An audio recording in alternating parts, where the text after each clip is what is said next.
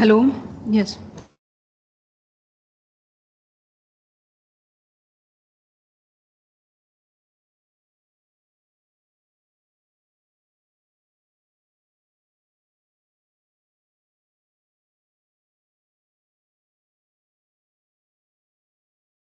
Good afternoon, everyone. I hope I am audible.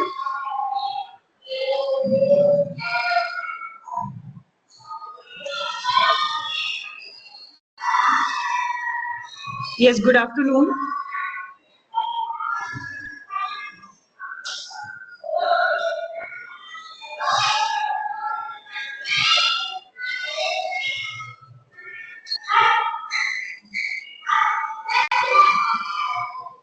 Hello. Good afternoon, everyone. Welcome to the International Conference on Advances in Science, Engineering and Technology 2024. And thank you for joining us today. My name is Dr. Archana Yadav, Assistant Professor from Department of ECE. Today I have privileged of being your session moderator for this session. Now I would like to introduce our session chairs, Dr. Ajay Kumar Maurya sir from NIT Patna and Dr. Mohammad Kalamuddin Ahmed sir from Integral University. So I want to extend a warm welcome to all our participants joining us both in person and online. So first participant is our Miss Nashra Javed ma'am. Ma'am, Yes, please start your presentation now. And all the participants are given only 10 minutes to then try to wrap up within 10 minutes. okay. Okay, thank you so much, ma'am.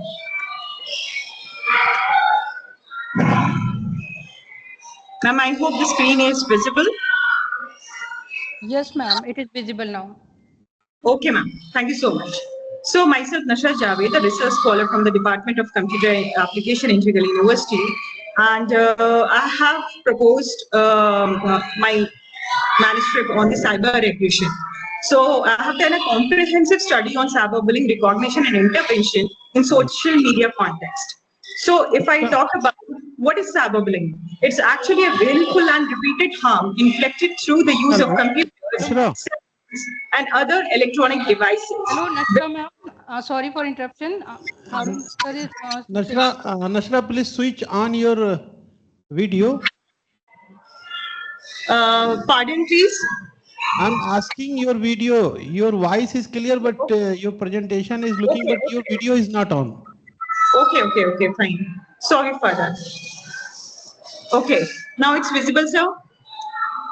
yeah, ma'am. Okay, okay. So, cyberbullying is willful and repeated harm inflicted through the use of computers, cell phones, and other electronic devices. Willful means the behavior has to be deliberated, not accidental. Repeated means bullying reflects a pattern of behavior, not just one isolated incident. And harm means the target must perceive that harm was inflicted. Now coming to the common types of cyberbullying, I have seen that there are many categories in which we can say the common categories are flaming, harassment, denigration, cyber stalking, masquerading, trolling. So if we talk about what is the difference between an bullying and cyberbullying. So bullying is something that happens physically in the real world, whereas cyberbullying is something that happens online. And it happens at a specific place, bullying, and whereas the cyberbullying can occur anywhere, anytime. So to prevent the bullying, it's easier because you can reach out physically, but it's difficult on the cyber world because it's difficult to get the control on the social media platforms to report and remove the contents. Now the effects are comparatively low in bullying as compared to the cyberbullying that has longer range effect. Why? Because once something is posted online, it stays forever. Now, coming to the cyberbullying awareness around the world. So, according to the Global Advisors Cyberbullying Study, we have seen that 75 of the respondents worldwide are aware of cyberbullying. And in some countries, the awareness was very high as compared to the countries like Saudi Arabia and France that are having a low cyberbullying awareness. Now, coming to the negative impact that the cyberbullying has on a particular individual, or you can say different age group, whether they are tweens, teens, adults, or people working in companies. So the impacts are like they develop social anxiety, they develop depression, have suicidal thoughts. Sometimes they delete their social media profile, self-harm themselves. Whereas if we talk about only the women, so there are more psychological impacts on the women if we talk about the cyberbullying, because they feel powerless as compared to the men bullying, not being able to sleep well, lower self-esteem, or a loss of self-confidence. Now, for the cyberbullying identification, I have analyzed the surveys that has been performed online, and this particular survey was taken during the period of January 2021 till 15 January 2021, where the online platforms where the cyberbullying is actually happening and the victims are specifically from the United States. So we have seen the most cyberbullying platform was Facebook, then Twitter, that is now X, and then Instagram, YouTube, Snapchat, WhatsApp, and the least is Bchan for the United States. But when we talk about the wholesome or worldwide survey, then again the Facebook and Twitter and Instagram are the top only. Now coming to the identification.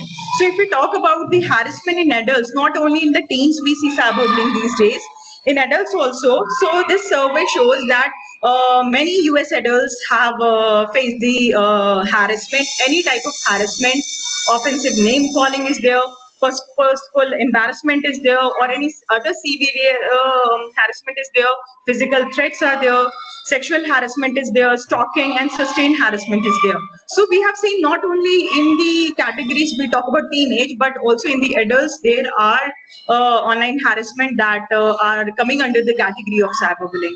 Now, if we see this particular bar chart, it has the cyberbullying victimization from the month of May to June 2023. We see that most of the people have said that they have faced the cyberbullying lifetime, or they are being cyberbullied, and they have got the meaningful and harmful comments online, or excluded from a social group, that is also known as social exclusions, or someone has put online rumors. So we can see that in every survey there is a visibility of cyberbullying that is increasing also in other social media platform also, whether it's pertaining like students or employees. Now, there are many prevention techniques, mitigation techniques that the social media platform has taken, and these survey shows that they have actioned the hate speech content on the Facebook, and they have removed those content. And this particular paragraph shows in the quartile how much the action hate speech content has been removed in the different quarters from 2017 till 2023. So initially they have started with basic removal of the cyberbullying content, but later on during the COVID-19 phase, when it got increased, we can see a hike where the action statements have been more compared to the previous years, and later on then they got decreased when Facebook and other social media platform acted well on the controlling and reporting of the cyberbullying. Now, if we talk about the bullying and harassment content, not only we have hate speech content, we do have bullying and harassment content also that exists on the social media. So this survey is for Facebook again from 2018 to 2024. The quarter-wise report shows that they are doing, but still there is a persistent of cyberbullying. Even after putting so much features to report and stop this cyberbullying, these platforms need more well-defined algorithms for the detection and prevention of the cyberbullying. Now, results and discussions. So Meta is Facebook, is working harder than ever to stop cyberbullying. The business discovered and reported 67 of all content tagged as bullying or harassment in the first quarter of 2022. There are laws in 48 US states that define cyberbullying and electronic harassment. According to 81% of Americans, tougher rules are necessary to make cyberbullies answerable for their deeds. Program against bullying work better than when individuals provide their services voluntarily as opposed to being nominated.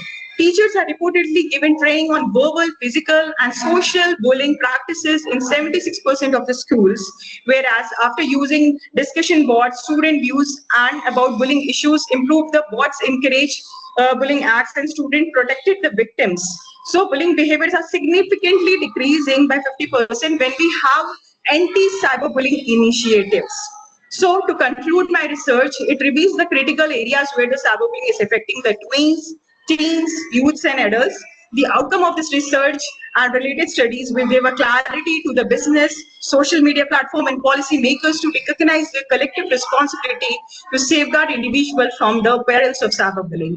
While educational efforts aim to empower individuals to recognize and address online harassment, the burden of accountability must fall upon those who govern and regulate the digital landscape. So it's incumbent upon to us to heed this call, working together to forge a future where the digital realm serve as a platform for positive interaction and mutual respect. These are my references. Thank you. Thank you, Nashra. You are working on cyberbullying. Yes, sir. Is there any model that we have to identify the bullying in these days on social platform? You Yes, sir. We do have many machine learning models have been developed, and that's what social media platforms are using to like take the action to remove those comments or posts that are having cyberbullying content. And even many researchers are working on the ML models and deep learning models to club them together to give a best approach where we can make a model that can very efficiently predict and detect the cyberbullying content. And even my thesis is also related for the development of a framework for cyberbullying detection and prevention. You are using in your thesis machine learning approach you are using in your thesis. Yes, sir. Which algorithm you are planning to incorporate in your thesis? So I have done the basic comparison of algorithms like random forest, SPM, and nav bias. But I've seen the accuracy of the random forest was much better because when we give the random data, random forests have the efficiency to predict it more accurately than the other algorithms. These algorithm is actually going to predict the bullying. Yes, They sir. predict the bullying, but they once the bullying was found, then at that moment these algorithm not performing well. As I understand, by the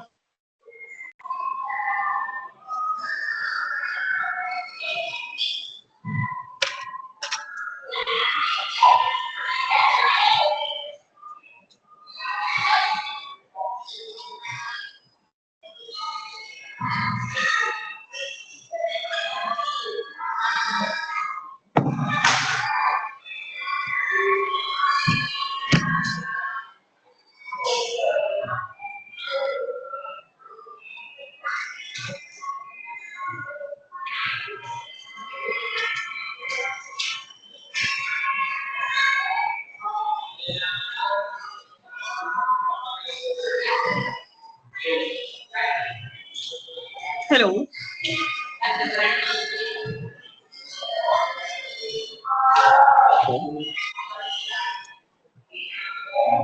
Hello.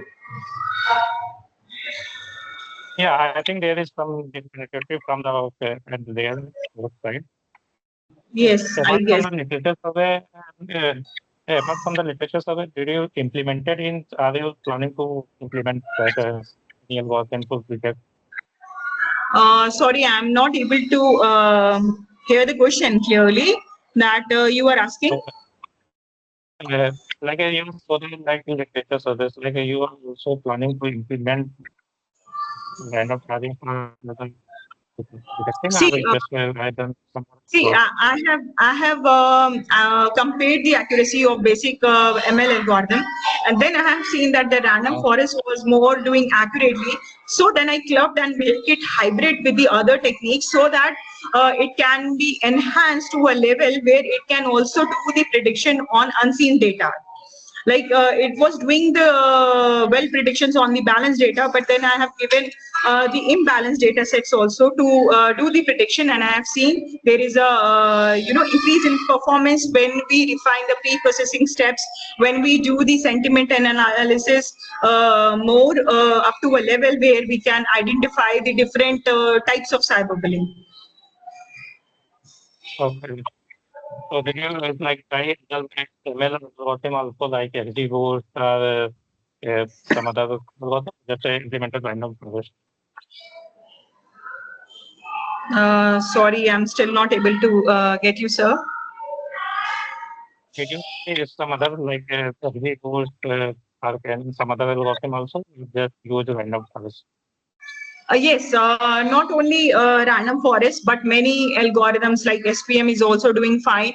And there are many approaches like merging up the Distilbert approach, or the softmax nav bias, or we can say the deep learning approaches that we have nowadays are also working well in the detection of cyberbullying. And my future scope of the thesis is that only how it can support other deep learning techniques and how it can support multilingual identification of cyberbullying. Okay. Okay. Thank you. Okay, thank you so much. Thank you, sir. Thank you, everyone.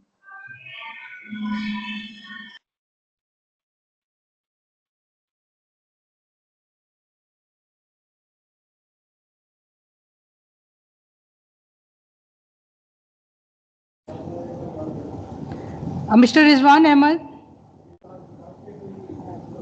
Mr. Rizwan Ahmed, please unmute yourself and start your presentation. And please try to wrap up within 10 minutes. Sure. Okay. I'm audible? Yes, you are audible. Yeah. So, good afternoon, all of you. Um, Please share your I am screen. Rizwan Ahmed. Yeah, let me share my screen.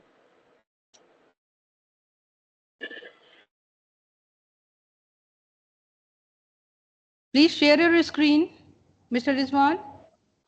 Yeah. My screen is visible or not? No, it is not visible. Okay, let me share.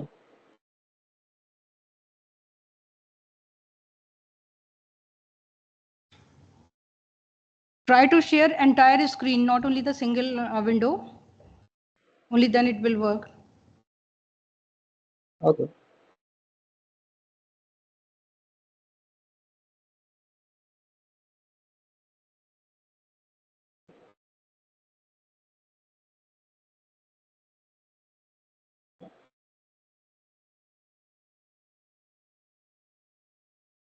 Mr. Rizwan, please try to Yeah, do. yeah, I am trying, but I think why it is not allowing me to share.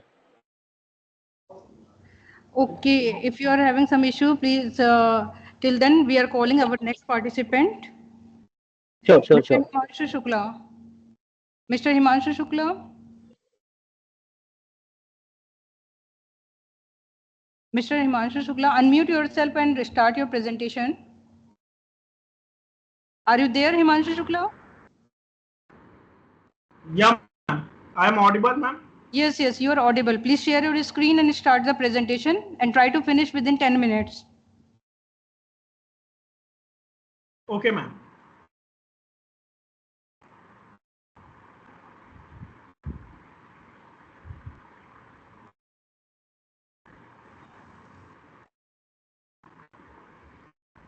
Yes, it is visible. Now you start, please.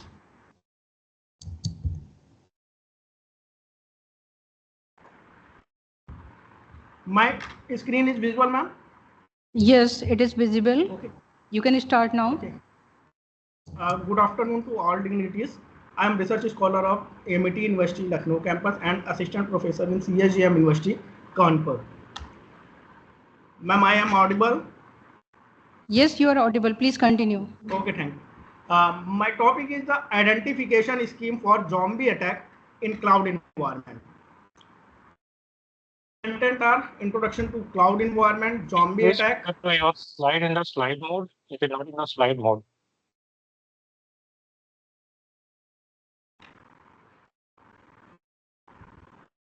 Pardon, sir.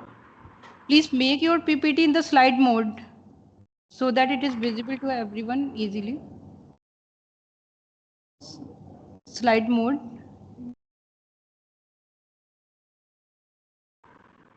Ma'am, visual? It is visible, but make it in slide mode. Control F. Please press Control F. F5.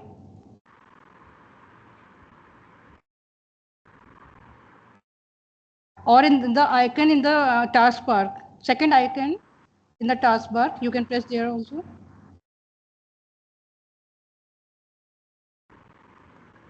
In the taskbar. Yeah, ma'am. Second icon from the right. From the left, sorry. Yeah, you can also try the second option from the top. From the left. Yeah. Second icon. Yeah, this one. Okay. Ma'am, visible? Yeah, it is visible, but better to Yeah. make it in the slide mode. This is the slide mode. Okay, I think you are having some issue with this. Yeah, the second one. Can you Second. continue? Okay, you can continue, please, with this mode I only. I can continue. Yes, you can continue, please. So my topic is the identification scheme for zombie attack in cloud environment. The content are introduction to cloud environment, zombie attack. Zombie attack is also known as the DDoS attack, and identification scheme. In this paper, we use the two identification scheme. First factor cloud authentication, and second is second factor of the cloud authentication. Next, brute force attack, cloud account hijacking, and elliptic curve cryptography. This is the proposed methodology in my paper. The cloud environment are susceptible to myriad of security threats, including the indigenous proliferation of zombie attacks. These attacks are leverages compromised nodes to launch coordinate assault like as a attacks, causing a significant threat to integrity and performance of a cloud-based system. The framework of cloud computing encompasses interaction involving third-party entities, virtual machine, and cloud service providers for data transmission.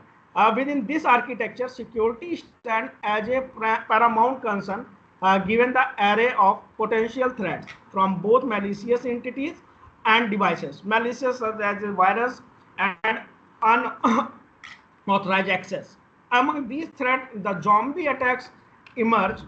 The zombie attacks emerge as a particularly sophisticated form assault, significantly impacting network performance in terms of delay and bandwidth utilization.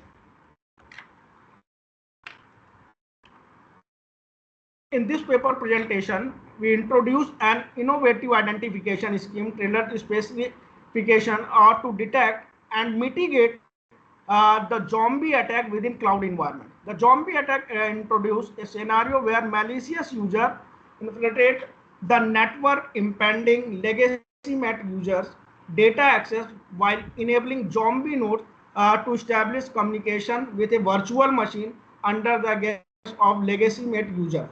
Uh, in this topic, we introduce as a zombie attack or work on zombie attack.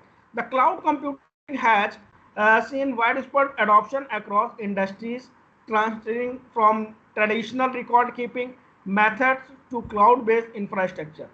This virtualized platform offers on-demand network service, providing seamless access to critical computing resources like application, storage, servers, and networks.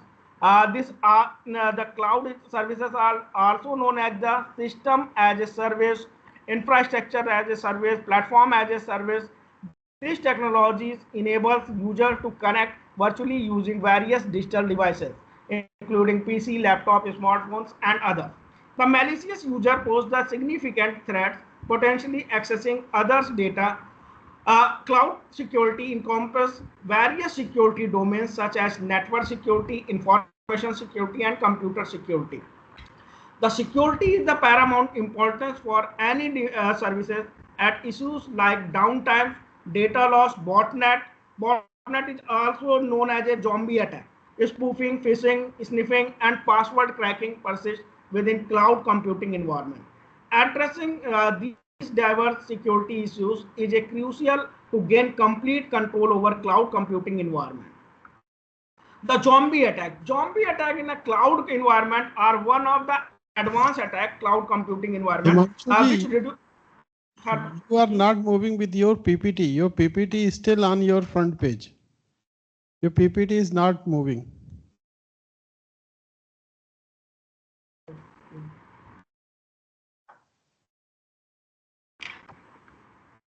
Now it is moving. It's okay. It's okay. Okay.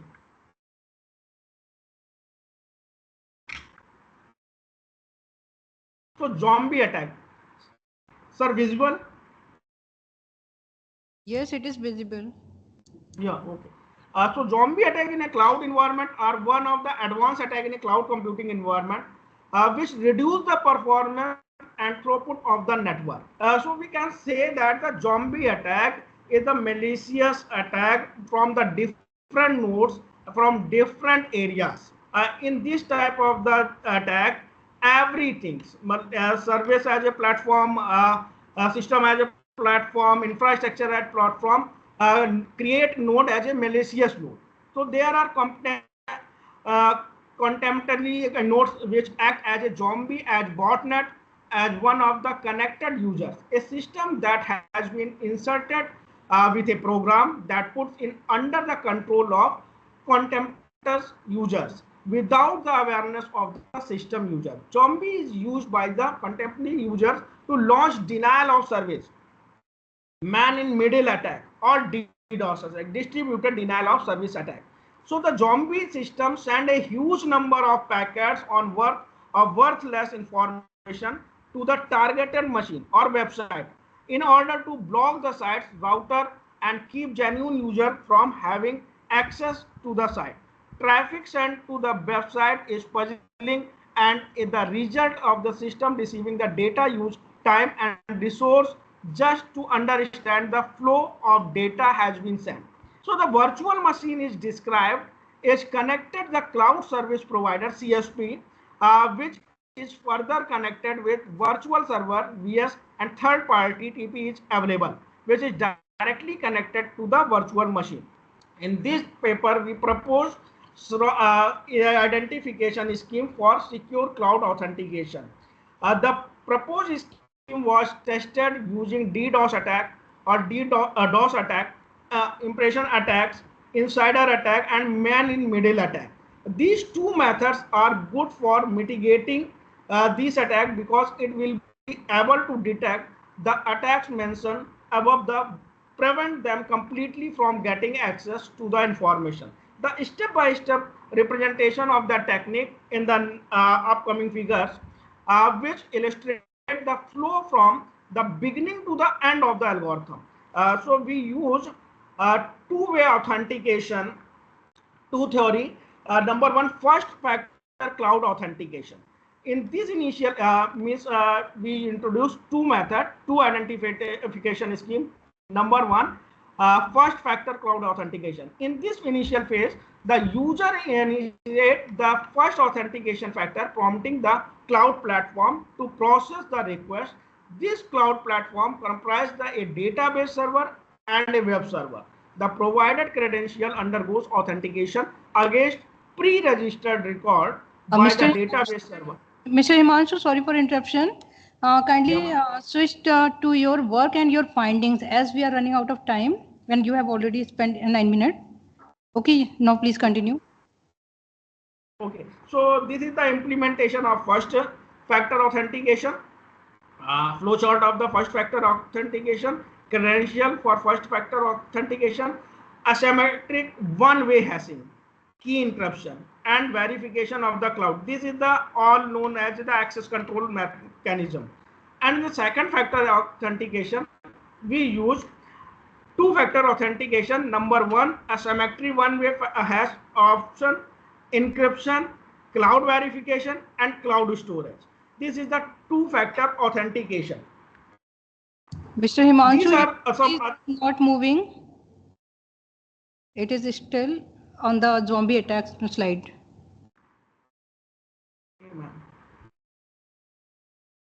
Yeah.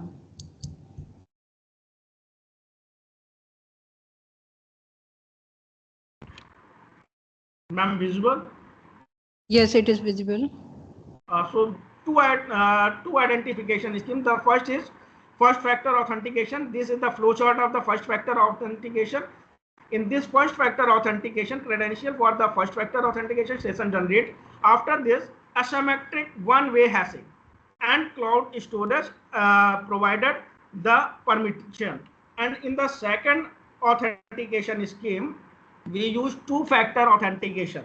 In two-factor authentication, we use first asymmetric one-way hashing, and after this we permitted in a cloud storage or cloud verification, then a session is created. Now other attack is the brute force attack and cloud accounting hijacking. These are the also attack. In this paper, we have include the elliptic curve cryptography. The RSS is also known as a key generation algorithm. Public key infrastructure and private key infrastructure पे work करता है. RSS and versus ECC. This is the proposed methodology. Elliptic curve cryptography operates on the principle of using elliptic curve over finite field as a encryption algorithm. These methods resolve the discrete logarithmic problem pertaining to the elliptic curve. The ECC encryption process poses a formidable challenge to decryption due to the absence of a known solution to mathematical problem arising from the equation that generate the elliptic curve on a graph. So the cryptography historical utilized the prime factoring method to establish one watch encryption for communicating purpose. ECC, this is our methodology. Elliptic curve cryptography offers enhanced speed and security compared to RSA, resulting in faster execution and improved user experience. In this study, the encryption and decryption time and time generation algorithm, both RSA and ECC were computed. The next slide, we use the comparison between RSA Mr. and Himanshu, ECC. please come to the conclusion as your time is up now. Okay, ma'am, this is the conclusion is also result is when we use the RSA algorithm. Himanshu ji, let me please. You are comparing the various algorithm on the basis of data. Okay, ji, oh, yes, you given us the table in which we are watching the key generation time, encryption time, decryption time, and total time. So these attribute you are calculating from which mathematical formula? Means from where you got these times? From where you got these time? Size of file, this one 5, and the key generation time, this one. Sir, in there are 27 types of DDoS attack. This is the file size 5, 10, 15. This is the size. And when we send for the legacy met user to, for key generation algorithm, encryption, decryption, the RSA cover the total time expand, maximum time cover. But ECC means, the same thing that I am asking. You are not actually cited any reference from where you are claiming the things. The size of file is 5 KB, the key generation time is 130. So you should include the citation. My purpose is only from where you got the data. So it means you are going to, you have to be include your citation over here, so that your research work is look like more authentic. Yeah. Okay, sir. Okay. Thank you. Thank you very much, Himanshu ji. Thank you for your presentation. Any question? Dr. No, Ajit, sir. Okay. any Thank question you. from Thank your you. side? No, Thank no questions from my side. We can proceed for next slide. Yes, sir.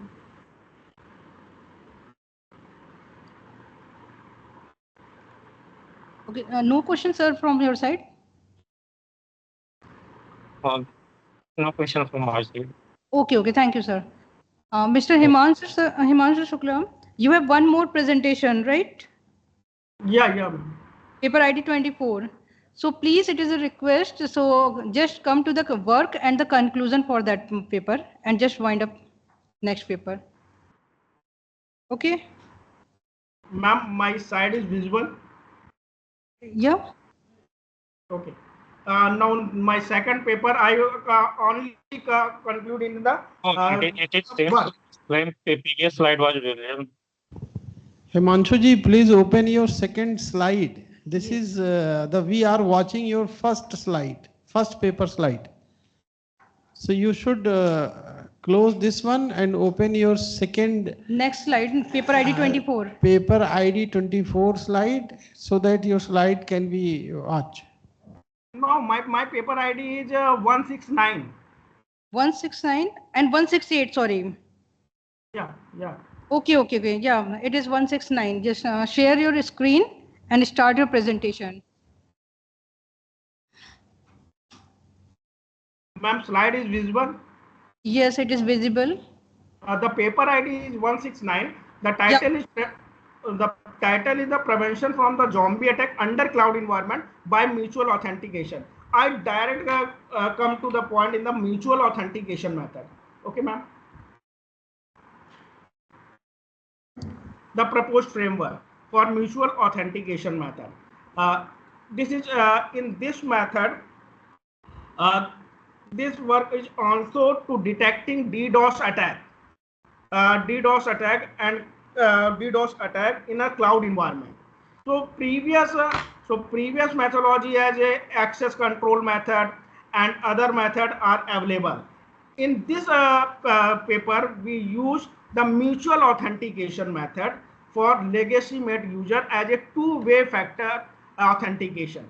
The mutual authentication, also called a two-way authentication, is the process of technology in which both entities in a communication link authenticate each other. In a cloud computing environment, the client authenticates the server and the server authenticates to the exclusive the legacy made entities. This is also the two-vector authentication. This is the proposed algorithm. The server number step 1, server initialization phase. Number 2, client registration phase. Number 3, registered and authentication phase. Checking server identity, checking client identity, and checking security analysis. These are the abbreviations of the mutual authentication method. The proposed framework in this proposed scheme, CS as a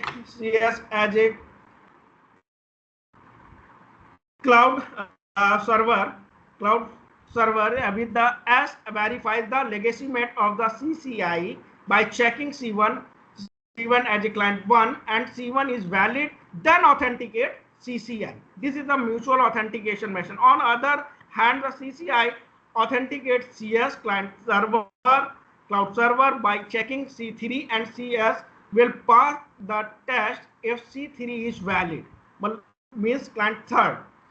The CA user cloud server internet registration access query submit 33 10 13 19 proposed scheme achieve mutual authentication in our proposed framework. The mutual authentication client must prove its identify CCI to the cloud server, as cloud server must prove the identify to the client.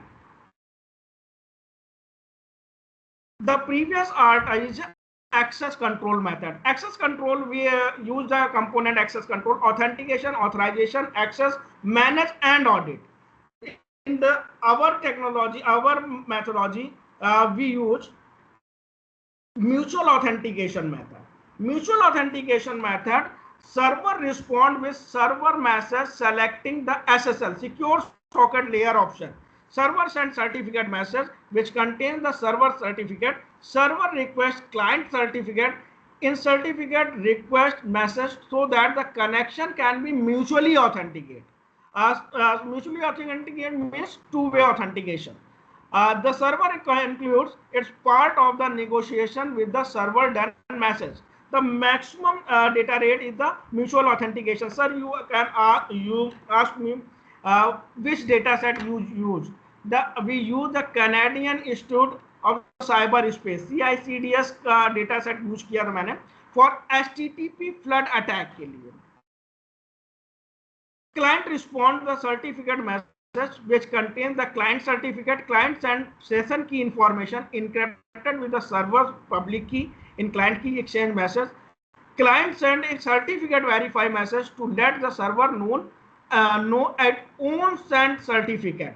Client send change cipher message to the activate the negotiated option for all future message it will send. Client sends the finished message to let the server check the newly activated option. Server send change cipher specific message to activate the negotiated option for all further message it will be sent. So we can say that our mutual authentication method is pure secure channel. We can save our data or for legacy mate users. The conclusion is the design of proposed scheme exploits the fuzzy verifier technique to prevent offline identity and password dictionary attacks. Furthermore, the comparison of performance and security between access control method and mutual authentication method, so that the proposed scheme is more efficient and secure than the related one. We believe that this proposal is practical for mobile cloud computing. Thank you to all of you.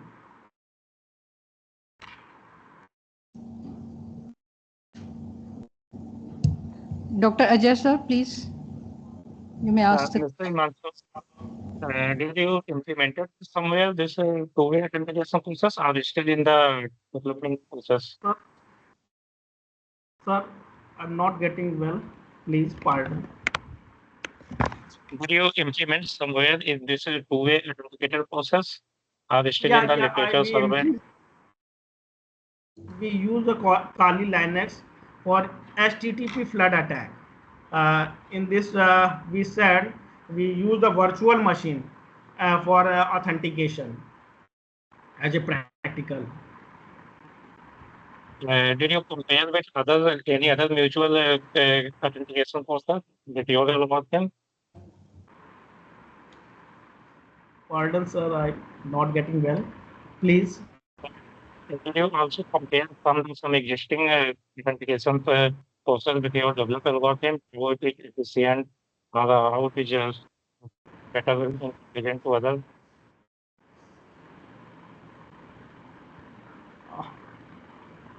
Some machine learning algorithm we use in this as a support vector machines as a data set and Navi based technique use. No, I'm not asking about the technique. I'm asking, did you implement your proposed methodology and some other two-way authentication or other authentication process where you have implemented? Now my Did you work is compare? extending on the mutual.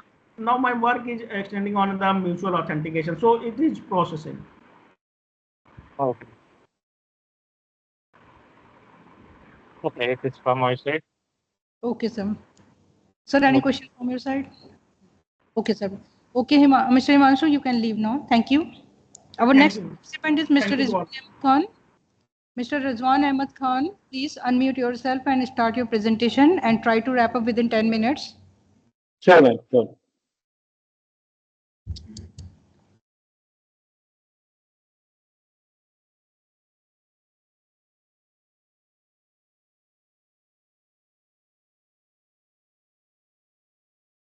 So my screen is visible now, right?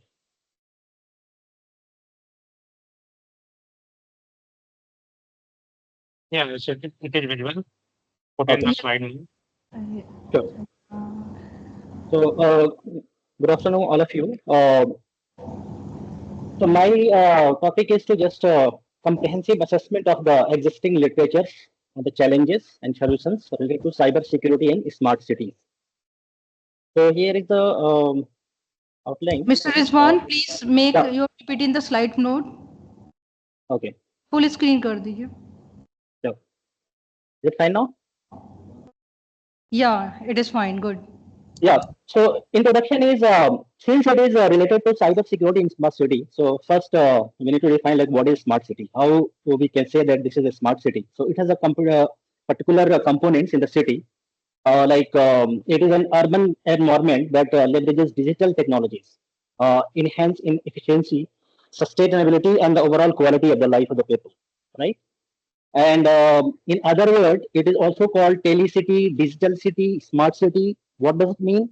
That does it mean all the components inside smart cities connected through the internet with each other and try to collaborate to work within the given structures and to communicate with each other with a given system, right?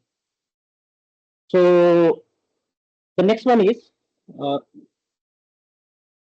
a smart city aims to improve its residents' quality of life. What does it mean? That means um, it is taken care to environment, the signals, your data privacy, security, all these things should be incorporated within your given smart city system. So, and the most important part is since you are using, let's say, smart city in the different component, and it is based on some data security. So you need to secure your data. This is very critical part, and this is very important. So that's why we need to think about how can we secure that kind of data within the smart city. So we can see here, cybersecurity is the biggest problem smart cities we are now facing, and it is concerned with the safeguarding data. We need to safeguard our data through at what place we can store and how can we give security to the databases. We need to think about this. So, what are the research questions regarding this kind of thing? So, at what type of infrastructure elements of smart cities need to be safeguarded the most? This is the most important question. And the next one is what is the biggest cyber threat to the smart city and how it can be prevented? The next one is since some method or something we need to find out how can we like detect the cyber threats. So which techniques are most used to identify cyber threats? That means, for example, we have used like threat intelligence, safer fusion, security event detection technologies. So these are the couple of technologies. So many technologies are available in the market. So some of the popular is one. And what security concerns exist in the relation to the smart cities? So these are the research questions while going through the different kind of literatures. Now, what is the proposed model to handle all these things? So one of the proposed model is hybrid smart city cybersecurity architecture. So this is one of the architecture which actually covers all the things we have discussed in other slides, like how to connect the different components of smart cities, how the flow of the data within the smart cities, and how can we secure that thing. So there is a kind of structure. So we need to follow that structure. It's a basic set of rules we need to follow, right? So in HSCA, it is used as well as generate security information. So whatever we are getting any risk within the system, we got some notification kind of things in terms of your push notifications, messages, emails to the corresponding people, right? And what kind of security need to be generated for this. So this kind of alerts will also be managed in this HSCA system. And this system allow end users to present and implement process for storing information and creating multiple stakeholders. That means we have a lot of different database as well, like your personal data, your fire based data, your gasoline system, your electricity bill system, your transport system. All these things are different in terms of vertical, but connected to each other, right? So we need to, I mean, this kind of system allow you to implement process of different data into different corresponding sets, right? The next one is when building smart cities, features such as advanced HSCA, this is memory storage, reducing planning to recovery would incorporate. That means so memory storage is very important part. So especially in terms of data security on the databases, so we prefer now to moving all the services to the cloud instead of using their physical databases. So this is one of the advanced HSCA architecture. So a result of this kind of structure is we have currently we can see that around the world now people are thinking about cyber smart cities. And since it is a smart city we are going to develop, so we need to give, give a proper cyber security on that smart city system, right? So, what are the main component during implementing your smart city to different technologies, different components? So, we have here is the list. So, primary devices we have like sensors, programmable logic controllers, CCTVs, and smart cities, smart bulbs, right? Because these are the primary devices. And what are the system use? So, system use we have smart city management like online billing system. So, this is one of the systems. Similarly, we have multiple system. Your electricity bill, your garbage, your environment kind of things, your transports, all these things should be in a proper system way. Then smart city highly secured server. A server is a very important to basically communicate all the things from your client to server, right? The next one is the database, highly secure database. So as you talk about, like we are prefer cloud-based services rather than physical databases, and human machine interface, so that we can see the activity of different things happening around the networks. So networks we can use like Wi-Fi, 5G, 6G, whatever we are available, voice over internet protocol, and LoRa is also a network, and TCP/IP. These are the basic networks we can use within the smart cities. And what should be the technologies used, like blockchain technologies, data-driven strategies, HSCA method we have discussed, ICASET technologies. So these are the different technologies we can apply within the smart cities. Now, so conclusion, so being a relatively a new topic, smart city cybersecurity will likely require many more technological, architectural, and design solutions in addition to legislative reforms. So since it is a very new technology, in terms of India, we can talk about multiple cities. We have already a plan, a major plan for the government. Government of India has provided some 100 smart cities. So there is a, you can say like smart discussion over there on the smart cities. So we need to think about what technology and what security methods we can apply within the smart cities. So it's a hot talk today.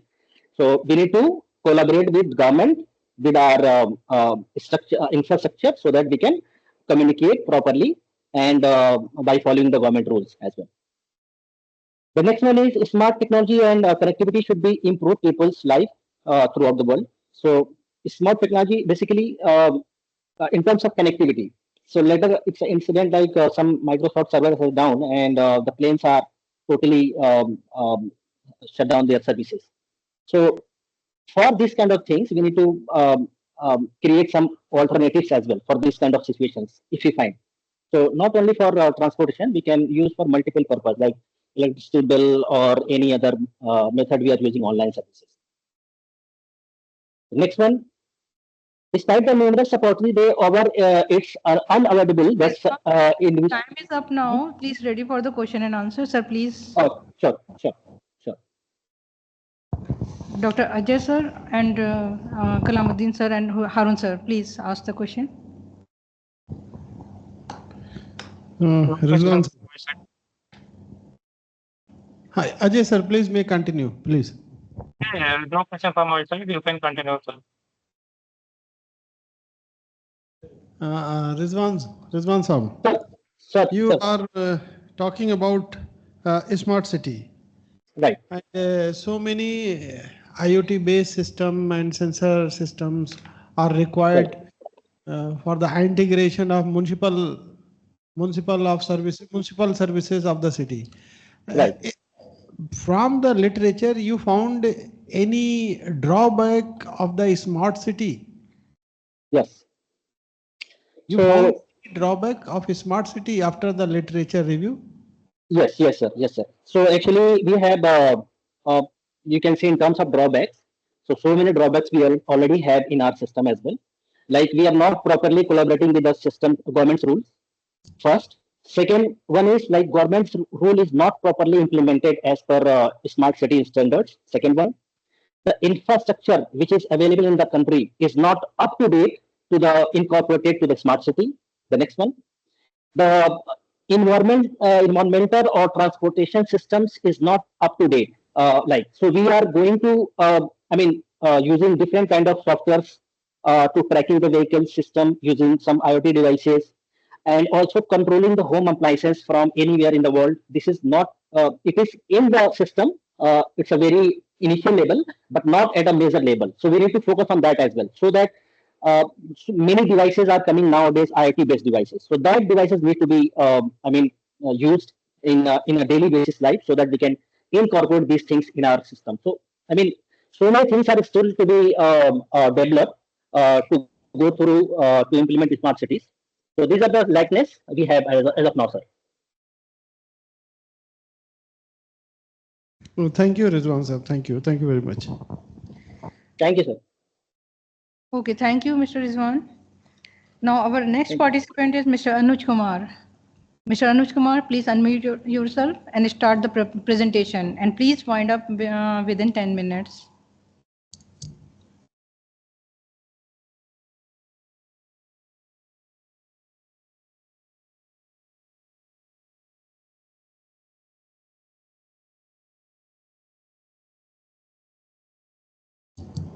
Mr. Anuj Kumar, please unmute yourself.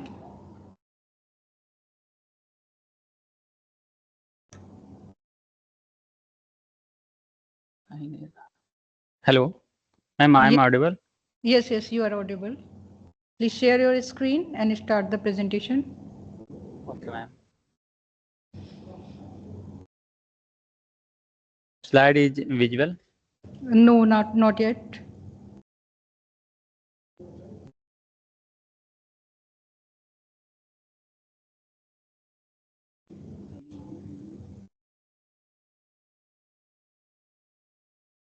Your screen is visible, but your slide is not visible.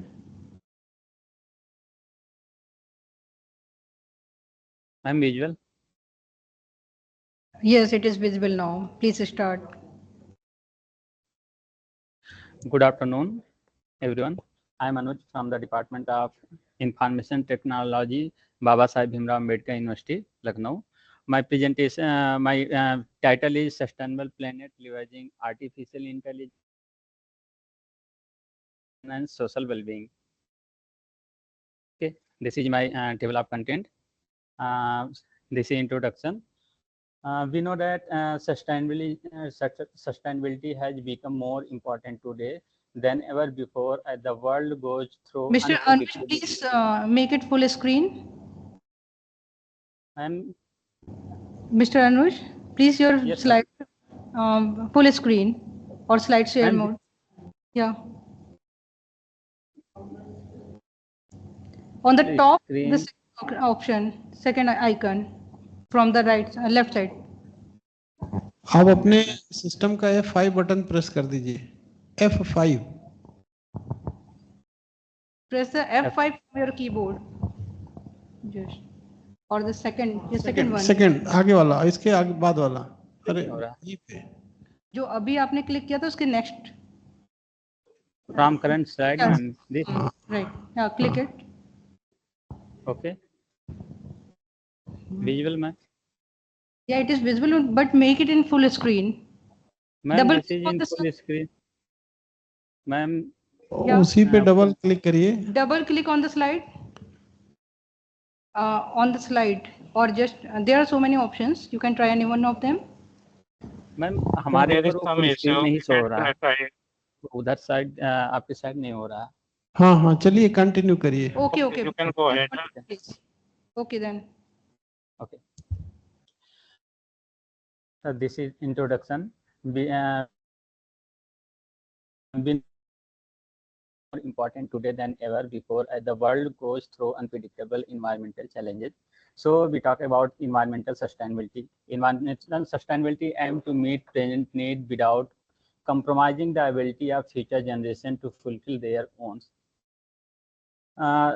If we talk about sustainability, then planet sustainability. Mr. Anuj, your slides is not moving. It is still on the first slide. मैं move कर रहा हूँ ये. But here it is not visible. Okay, then just tell your work and findings and wrap up it. मैं move हो रहा है. No, it is not moving.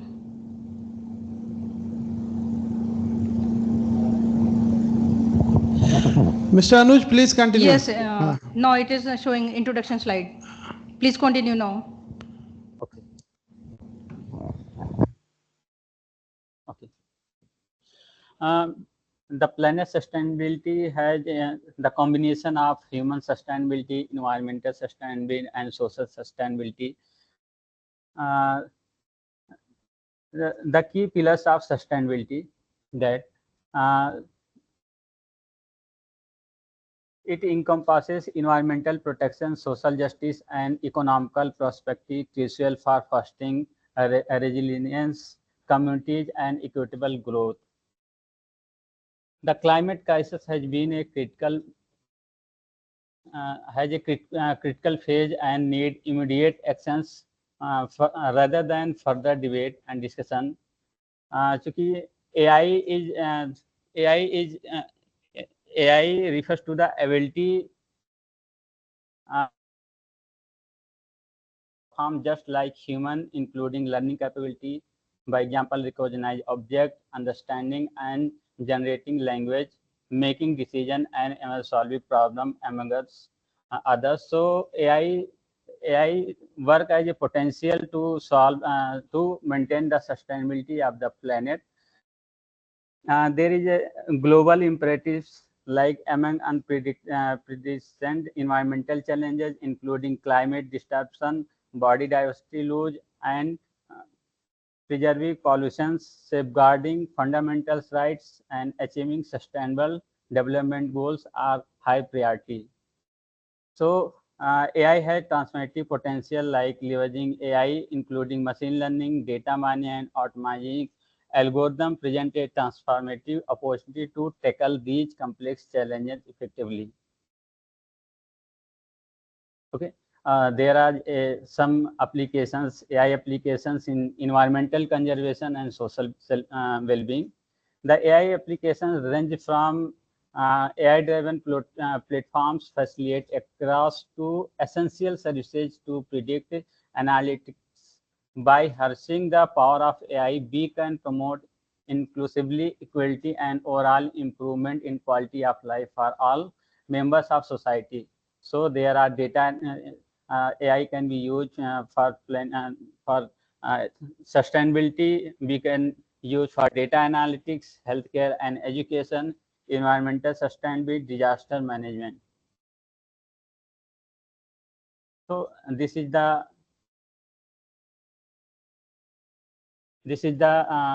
actually because I'm working I'm present a comprehensive analysis of AI contributions to a sustainable planet. So artificial intelligence for planet sustainability, some organizations work like Google. It contributes AI reduce energy load in data centers, cutting cooling cost by 40%. IBM working AI enhance weather forecasting by 30%, adding renewable energy optimization, and Excel Energy AI predict energy consumption, boosting efficiency by 20%. Carbon tracker AI tracks coal plant emissions via satellite imagery, guiding low footprint investment. And AI impact on sustainable development goal SDG. क्योंकि we know that sustainability for planet sustainability has four in social sustainability, economical sustainability, human sustainability, and human sustainability. So AI AI are used in uh, these types of to make sustainability in society. 82% target enabled by AI and targeted inhabited by AI is 38%. In economic sustainability, target enabled by AI is 70% and target inhabited by 33%. And in environmental sustainability, target enabled by AI is 93% and environment and target inhabited by 30%. So, in conclusion, we say that AI holds immense potential to revolutionize environmental conservation and social sustainability effort by integrating all four pillars of planet sustainability, like human, social, economic. These all are interconnected to each other and equally crucial for sustainability, the well-being of our planet and in inhabitants. Neglecting any one pillars can lead to adverse effect on the others. At the presently, to achieving target of SDG targets enabled by AI is 82% and target inhabited by AI is 38%. So, responsible applications of AI, including consideration of data privacy and ethical principle, is essential in leveraging its power effectively. By embracing these principles, we can collectively work towards building a more sustainable planet for future generations. Mr. Anuj, your time is up now. Please ready for the question answer session. Sir, please ask the question. Okay, Mr. Anuj, can you just give any example how the AI will be used in the conservation of your personal being? Just give conclusion of your what you have thought about or something. Any application? There is in agriculture system for environmental sustainability, we use AI to predict the temperature, pressure, and climate uh, uh, climate conditions for decision making. How the climate condition will be predict with AI? You have any idea about it?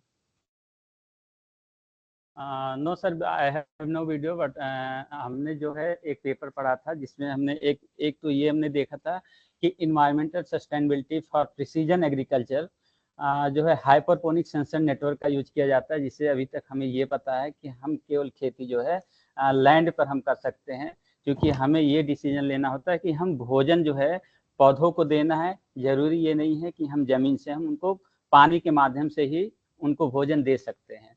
तो उसके लिए हाइपरपोनिक sensor network का use किया जाता है। उसके बाद वहां से हम IoT डिवाइसेस का डेटा लेकर फिर लास्ट में हम क्या करते हैं, AI का यूज करते हैं डिसीजन मेकिंग के लिए। Okay. Okay. Sir You can learn more about the AI and how it is used. What you have terminology, different terminology you have used. You can go through more in detail about it. What is like AI, how we using the environment conservation. Okay, that is from my side. Also.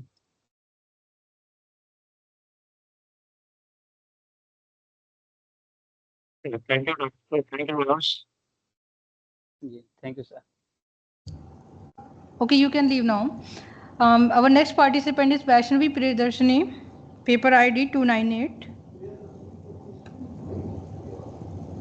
Miss Vaishnavi, Yes, ma'am. Yes, ma'am. I am presenting. you can start your presentation now. Please continue.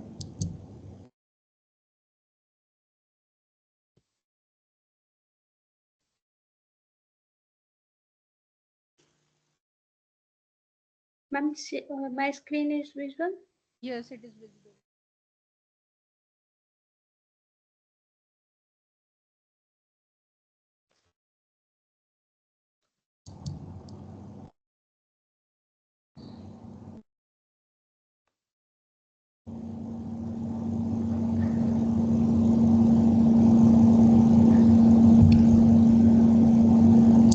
Yeah, start now, please.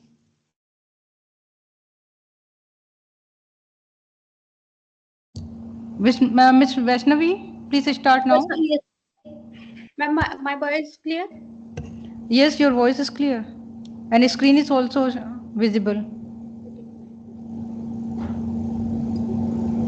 Good afternoon, everyone. My title topic of presentation or classification of breast cancer with hybrid features selection and extraction using machine learning. These are the outline of the my paper: introduction, abstract, literature review, flow diagram of proposed web, proposed methodology, result, visual comparison of matters, comparison of previous research, and conclusion. Introduction: breast cancer is most leading occurring in a woman compared to all other cancer. Breast cancer is that forms in a cell of breast, which called a breast tumor. Cancer predominantly occurs in women.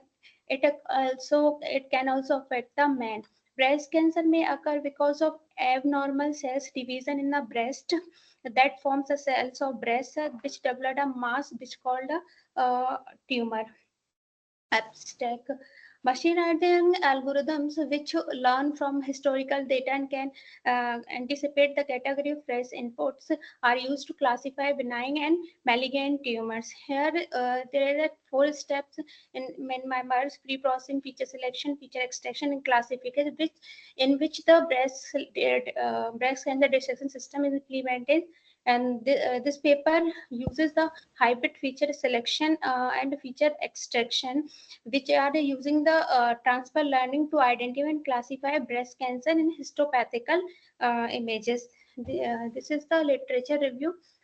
First of all, in the addition to private dataset, Bioche accept two publicly available dataset, INVEST and the CT SM data set. The accuracy of this were 95.13 and CDSM and the DDSM 90.02.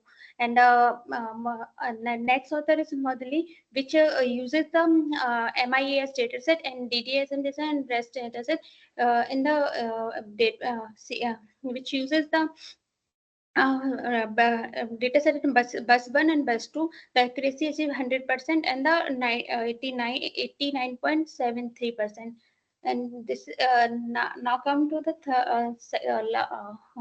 another literature review. Jafari and Karami use the SBM for random forest and KNN and neural network classifier. The accuracy achieved for MIS data is 96, 94 and DDSM data set at 96%.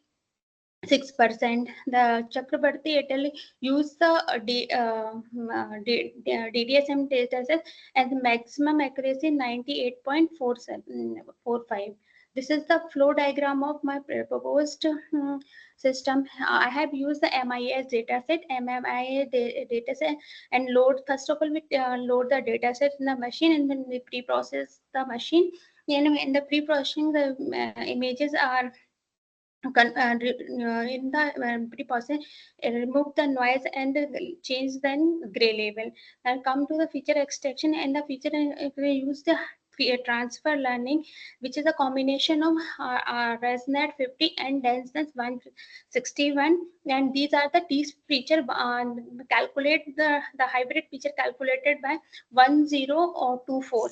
And the next is the feature selection. We have in nature inspired algorithm, uh, particle swarm optimization, firefly optimization. Both are in these are also calculate the deep feature. And the classification, we have used multiple machine learning algorithm: KNN, random forest, logistic regression, AdaBoost, and XGBoost algorithm. This is a proposed methodology we have already discussed, and these are the result of the our KNN. By use the KNN, we have achieved the 88.14 accuracy, and the random for 89 in 0.93, and the decision tree I have achieved 84, and logistic I have used I have gained 98.7, and the AdaBoost I gained 89, and I exhibit 97.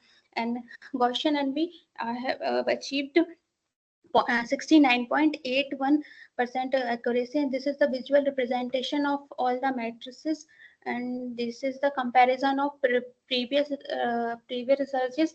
Ragavattal in 2018 used the DDSM dataset, and the accuracy achieved 87.2, and in terms of 2020 Falcone achieved used on INVEST dataset.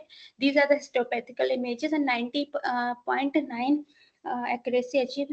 Last 2023, Jafari and Karami used MIAS dataset. Accuracy achieved 94.5%. The Chakrabarti et al. I used in breast and DDSM data, or accuracy achieved 98.45 and 96.17. The last above proposed system I have used MIS dataset, and 98.7% accuracy achieved. Conclusion: the for the feature selection, I have resonance 50 and density 116 both was utilized, and for feature selection PCO particle swarm optimization Firefly algorithm were combined. The classification by using random forest logistic regression. The results are compared with different technique. Hello. What is KN? KNN. No, it's KKN. Please come to your slide of results. Just a minute, sir. So now it's visible? Yes, please come to your results. So what is sorry, it's the KNN. Sir, KNN. What is XGB? So these are the what is the full form? Hello.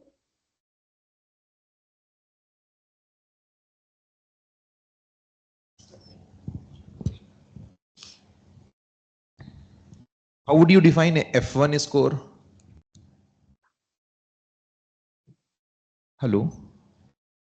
Hello?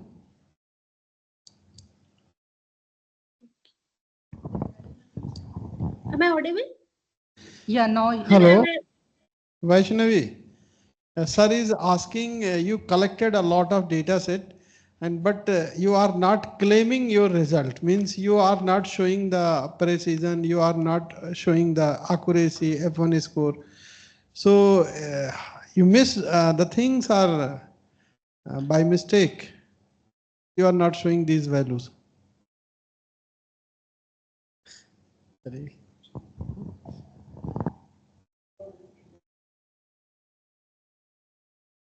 I think she's having some network issue.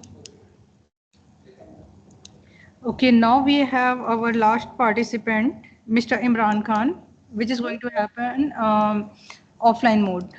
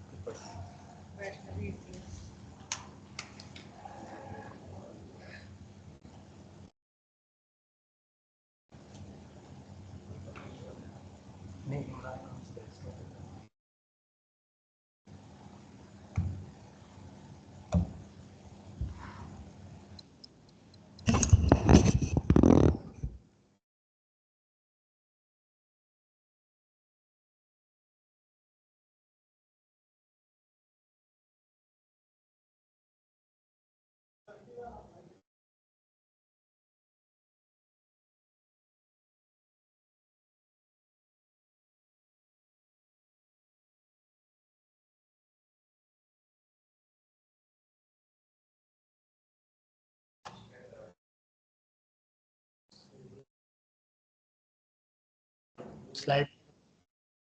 Please start. Slide mode. Slides.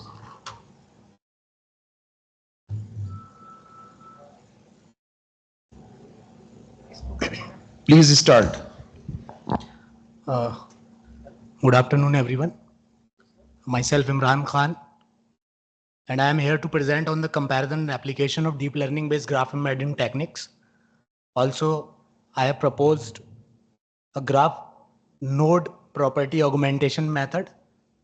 I will show in result and discussion section that part. Keyboard is not working. Keyboard is not working.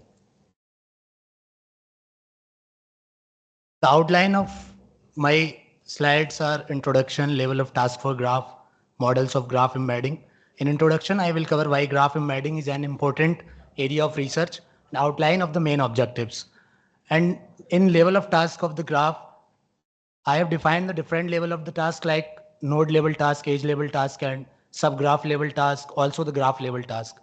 After that, I have compared different models of graph embedding available in the literature, like a structural preserving embeddings, a neural network based model, and graph convolutional neural network, gated GCN, fast GCN, graph sage, GIN, gate, and a lot of graph embedding models I have compared each and every model and find it out that which model is working in which domain is in a best way or giving a best accuracy. After that, my proposed model, previous slide. My proposed model in which I can use that model in the node level, edge level, subgraph level, and any other level of the task. But in my experiment, I have used it only in node level task. In result and discussion, I have evaluated the performance of my model with the existing model. And I have compared the result on the two data set. First one is the Cora and second one is the CiteSeer data set.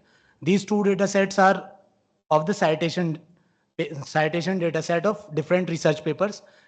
In first data set, there are 7 classes of different machine learning papers. And in CiteSeer data set, there are 6 classes.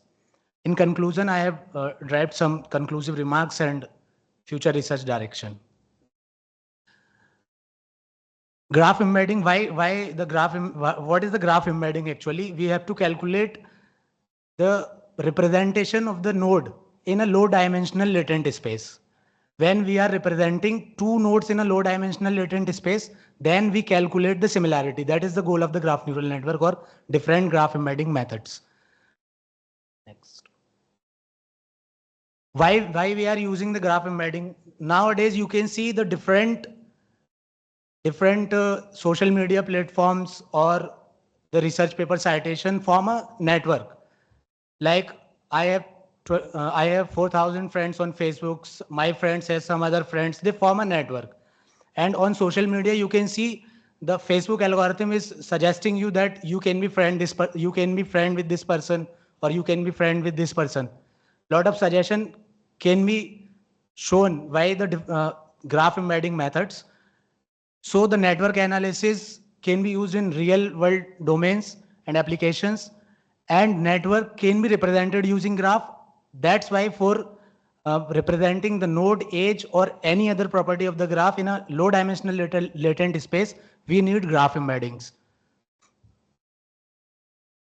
Main objective of my study, first thing is that various application domains. I have defined the various application domains of graph embeddings and their evolutions, and the comparison of various models for the different level tasks.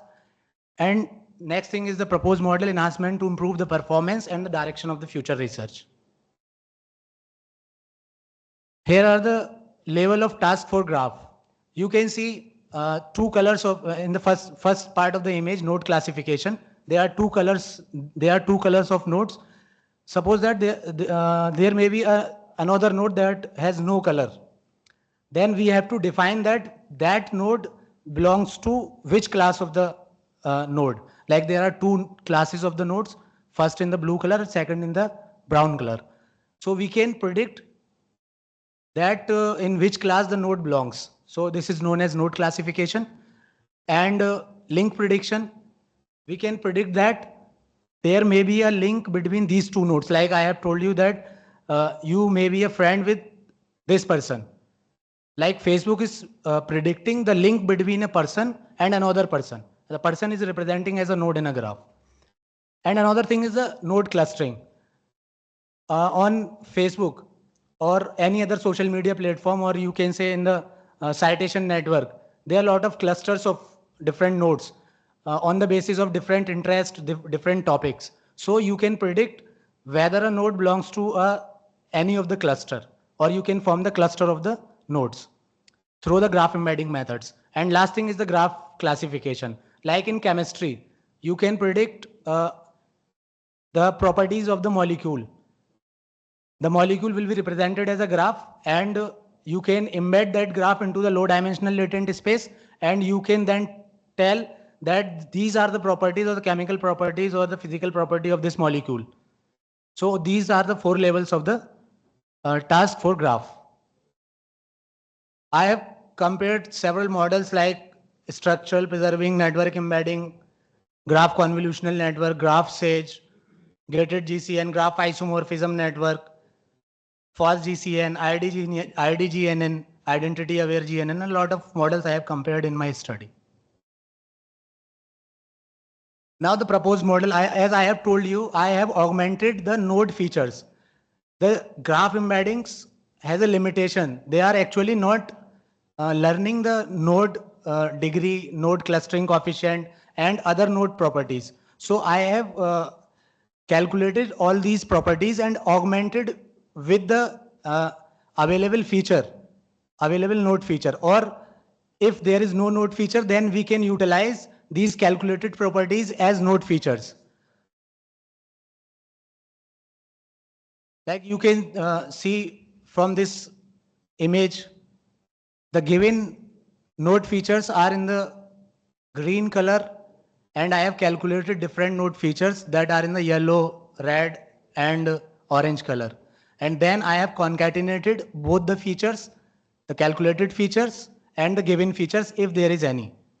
So I have formed a new feature vector, and that feature vector will be passed to the graph neural network or the graph embedding methods to calculate or to predict any kind of task, node prediction, link prediction, or graph level, subgraph level task. So here is the equation of message passing. Actually, when we are taking a representation or a feature vector of any node, then we are passing that representation to the next node and then to next node. Through that process, they are learning the final embeddings for the node. So this is the visual representation of message passing. You can see from the input graph, there is a target node. On that target node, I have drawn a computational graph for message passing. And below this, there is a visual representation that how message is going from one node to another node. After augmented the node features, I have tested it on 2 dataset, Cora and CiteSeer, on only node classification task, and almost 2% accuracy on both the dataset I have achieved, 2% more accuracy. Next. The conclusion is deep learning based graph embedding techniques have proven highly effective for each application. Like I am talking about the different level of the task. So graph embeddings is very useful to predicting the node, to predicting the links, to predicting the subgraph level properties, to predicting the or classifying the graphs. In my study, I have reviewed various graph embedding categorized by task level, models used, and their applications. While challenges and limitation exist, like scalability is an issue. If the graph is of too much size, then this is still an issue to resolve. Our augmented GCN model integrate various node properties as additional features. That properties cannot be learned by graph embedding techniques. So I have augmented these properties using NetworkX library of Python that outperform the existing GCN model on CiteSeer and Cora dataset by 2% of accuracy. This highlights the value of incorporating the node features or the node properties into the given features, or if there is no feature, then we can use these calculated or augmented features as the node features. Thank you, Imran. Your presentation is actually very good. Thank you, sir. Your PPT and way of collecting the data, graph and diagram was very good. One suggestion from my side, you formulated the results from the data set, like you have a site seed data set And Cora data set. and Cora data set. My suggestion is only you should include the mathematical formula, mathematical validation technique. You directly got the result from Python, but what the story behind the Python, what the story, how the thing is actually accumulated, how the result is formed.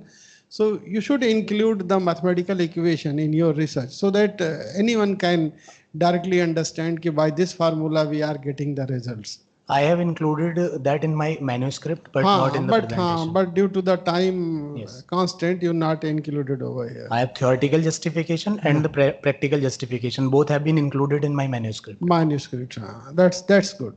That's from my side. Anyone from your side? Do you know what is cyclic interchange Cyclic interchange? in graphs? So actually, I have focused only on the graph embedding techniques. And my research topic is also on the graph embedding techniques. Okay. And I am not...